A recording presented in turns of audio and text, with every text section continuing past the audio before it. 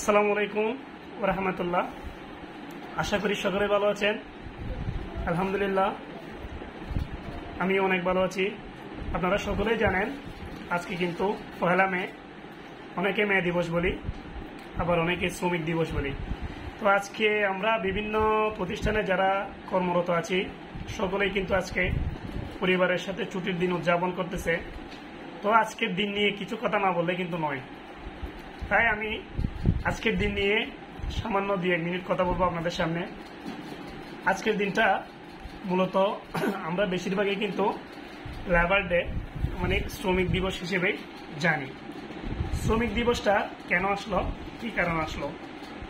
আসলে আমরা সমাজে বসবাস করতে গিয়ে বিভিন্ন মানুষের সাথে চলাফেরার ক্ষেত্রে একটা জিনিস আপনারা তাকালে বুঝবেন, অনেক মানুষ আছে অনেক প্রতিষ্ঠানে চাকরি করে, বিভিন্ন গার্মেন্টস ফ্যাক্টরিতে, বিভিন্ন কলকারখানায়, বিভিন্ন ইন্ডাস্ট্রিতে, কিন্তু তারা তাদের ন্যায্য মজুরি পায় না, ন্যায্য বেতনটা পায় না। 1 মাসের বেতন 3 মাসেও পায় না। এরকম অনেক প্রতিষ্ঠানের, অনেক কলকারখানার শ্রমিকরা কিন্তু আছে। তাকে দিয়ে যে কাজটুকু করানো হয় সেই কাজের অনুযায়ী বেতন তাকে দেওয়া হয় না। আমার দৃষ্টিতে এগুলা কিন্তু তাদের সাথে এক পর্যায়ে জুলুম করার নামান্তর, জুলুম করার শামিল।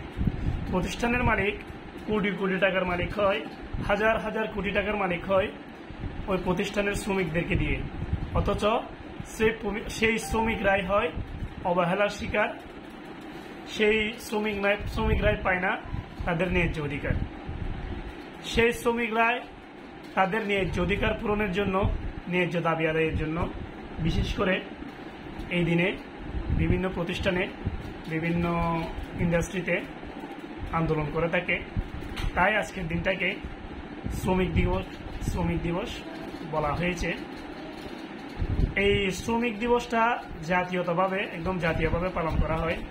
অথচ আল্লাহ রাসূল বলেছেন, শ্রমিকের শরীরের ঘাম শুকানোর আগে তার ন্যায্য পারিশ্রমিক তোমরা অবশ্যই দিয়ে দিবে। শরীরের ঘাম শুকানোর আগে বলতে সকাল থেকে একজন ব্যক্তি আপনার অধীনে কাজ করলো, সন্ধ্যার আগে সে ঘরে যাওয়ার আগে তাকে তার পারিশ্রমিকটা দিয়ে দেওয়ার কথা বলা হয়েছে। কেননা সে সারাদিন আপনার অধীনে কাজ করলো, তার ঘরে যদি খাবার থাকতো, তার বউ বাচ্চার ভরণ পোষণের দায়িত্ব যদি তাকে নিতে না হতো, সে কখনোই আপনার অধীনে কাজ করতে আসতো না। সে আপনার কাছে সারাদিন কাজ করেছে, তাই যাতে সে হাসি মুখে আপনার কাছ থেকে পারিশ্রমিকগুলো নিয়ে পরিবারের সবাইকে হাসি খুশি রাখতে পারে, সেজন্য আপনার উচিত তাকে যথাসময়ে পারিশ্রমিক আদায় করা।